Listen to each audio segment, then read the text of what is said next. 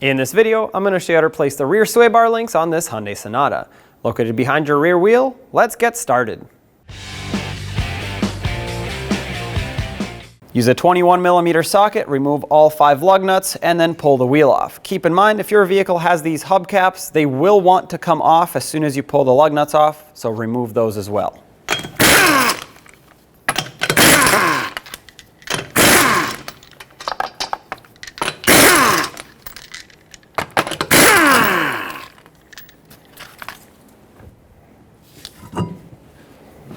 Now, right behind the knuckle, you'll see your sway bar link. Let's start by removing the bottom. And I'm going to use a 14mm socket on a long ratchet, try to break this free.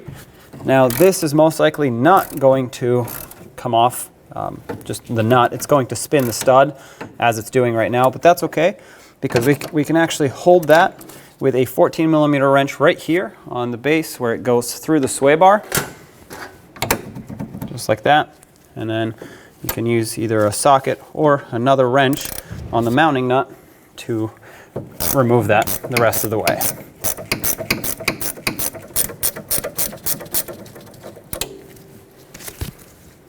Take the nut off completely.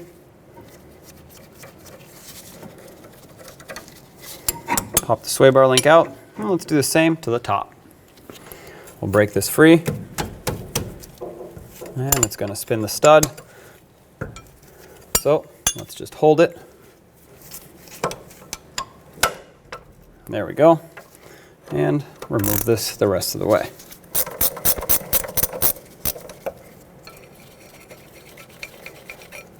Take that off, remove the sway bar link, and there it is. Take the new sway bar link, slide it through. I like to put a little bit of grease or anti-seize on those studs. That way, not only does the mounting nut slide on a lot better, it is a locking nut, so I'm not worried about it coming off, but also it's less likely to rust, so next time that you have to replace this, it shouldn't be too difficult to remove. Once you get that on, let's get the top of the sway bar link reconnected.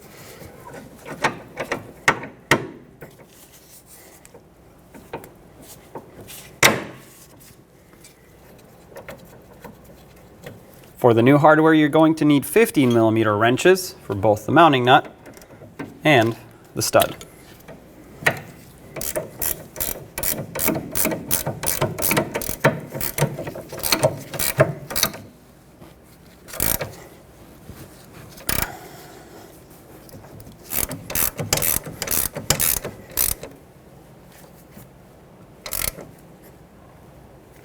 All right.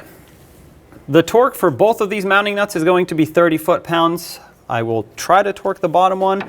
However, I don't think my torque wrench will fit.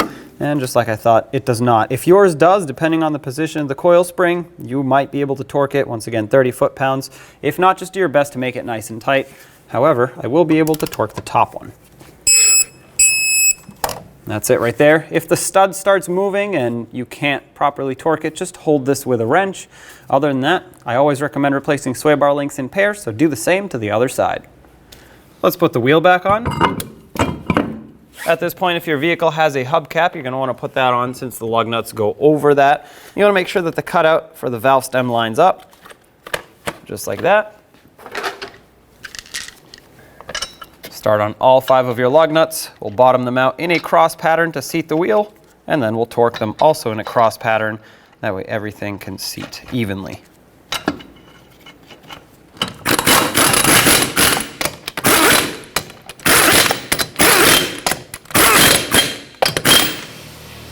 "79 foot-pounds in a cross pattern." Here we go.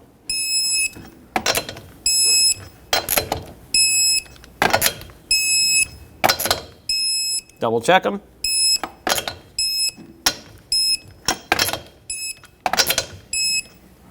All right, that's torqued.